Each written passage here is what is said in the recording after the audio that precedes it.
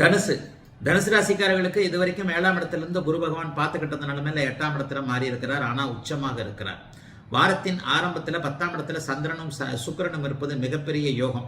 11ஆம் இடத்துலயும் சூரியன் புதன் செவ்வாய் 3 பேரும் இருக்கிறாங்க.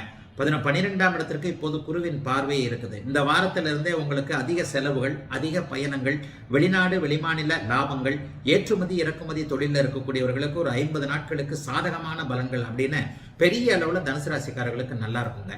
மதிப்பு மரியாதை உயரத்தில் இருக்கும். பண வரவுகளுக்கு நல்லா இருக்கும். இதுவரைக்கும் இழந்த பணத்தை திரும்பி வாங்க முடியும். இந்த வாரத்திலேயே பங்குச்சந்தை, ஷேர் மார்க்கெட்டு போன்ற விஷயங்கள்ல நல்ல வாய்ப்புகள் வருங்க. சந்திராஷ்டிரமம் எதுவும் இந்த வாரத்தில் கண்டிப்பாக கிடையாது. சந்திரனும் தேய்பிரை அமைப்புகள்ல வார ஆரம்பத்தில் இருந்தா கூட டக்குன்னு அமாவாசையிலிருந்து விலகி வாரத்தின் நடுப்பகுதியிலிருந்தே வளர்பிறை அமைப்புகளுக்கு வந்து விடுகிறார். 10, 11ஆம் இடங்கள்ல சந்திரன் வலுவாக இருக்கும் பொழுது மிகப்பெரிய நன்மைகள் இப்போது கண்டிப்பாக வாரத்தின் ஆரம்பத்திலேயே உண்டு. தீபோ 8ல எப்பவுமே சந்திரன் அமாவாசை அமைப்புகள் இருக்கும்போது தனுசு ராசிக்காரர்களுக்கு பெரிய கெடுபலன்கள் எதுவும் நடக்காது.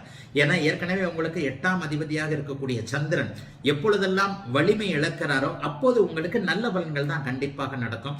ஆகவே தனுசு ராசிக்காரர்களுக்கு அடுத்த வருஷம் 2026ஆம் வருஷமும் பாத்தீங்கன்னா அதிசாரத்துல உங்களுடைய ராசிநாதன் 3 ராசிகளுக்கு போய் வருவார்.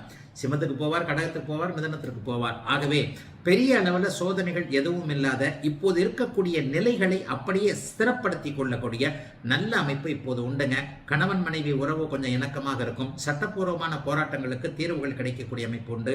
அலுவலகம், வேலை, தொழில் அமைப்புகளை நீங்க நினைச்சதை சாதிக்க முடியும். எதிலும் மற்றவர்களுடைய ஆதரவு, குறிப்பாக நண்பர்கள், உறவினர்களால் ஏதேனும் இதுவரைக்கும் கஷ்ட நஷ்டத்தை அனுபவிச்சவங்க எல்லாருக்குமே அதிலிருந்து ஒரு நல்ல மாற்றங்கள் வரக்கூடிய தன்மை என எதிலும் ஒரு நிறைவுகள் இருக்கக்கூடிய சந்திராஷ்டிரமம் இல்லாத ஒரு நல்ல வாரமாகவே அமைஞ்சிருக்குதுங்க. தீபாவளி ஒட்டியே வரக்கூடிய இந்த நல்ல வாரம் தனுசு ராசிக்காரர்கள் எல்லோருக்கும்